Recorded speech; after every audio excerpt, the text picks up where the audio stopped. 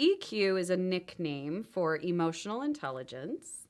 And the way I define emotional intelligence is three main components. It's the ability to recognize yourself, then it's your ability to read situations and people accurately, and then your ability to respond most appropriately based on how you're reading the responses you're getting from other people or reading the environment that you're in.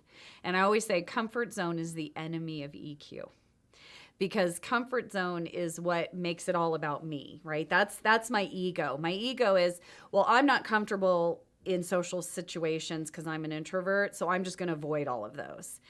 That's not very emotionally intelligent if the situation really calls for me to be fairly social in the moment. But EQ would ask you, what is in it for you to go back? Why would you go backwards when you have this opportunity to move forward?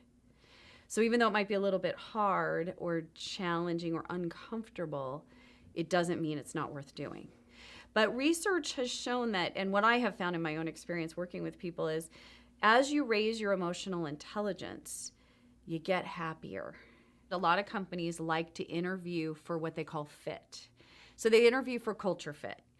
And when you get too much of the same, of course, you have all the same strengths, but then you also have all the same weaknesses. You don't have that person who's thinking differently, who's challenging what the common group think is happening. So you do want to bring in diversity of thought and approach, but ideally somebody who also has the emotional intelligence to know how to do it. One of the skills within EQ is optimism.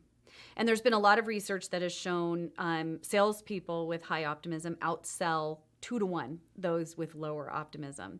And that there was an Ohio longitudinal study done with residents of Ohio, and they were able to prove that those with positive attitudes on aging lived 7.5 years longer. We know now that people can learn to be optimists. You tend to underestimate the impact of what are very small, sometimes gestures or small events in your mind that you never think about. But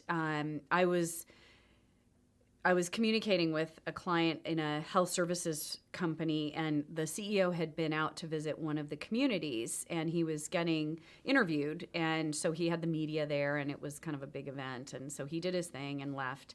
And I talked to somebody afterward, after he left, and I said, how did it go? And she said, it was a little disappointing because he didn't stay. Afterward, we won Community of the Year for the company last year. He didn't really stop and think, hey, what can I do while I'm here? Because to them, they were watching every move he made while he was there, but by him not really stopping and acknowledging them, they felt completely invisible.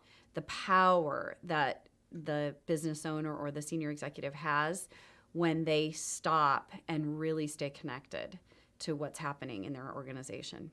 What we're seeing now is there's actually some hard evidence that shows that people with higher EQ make more money.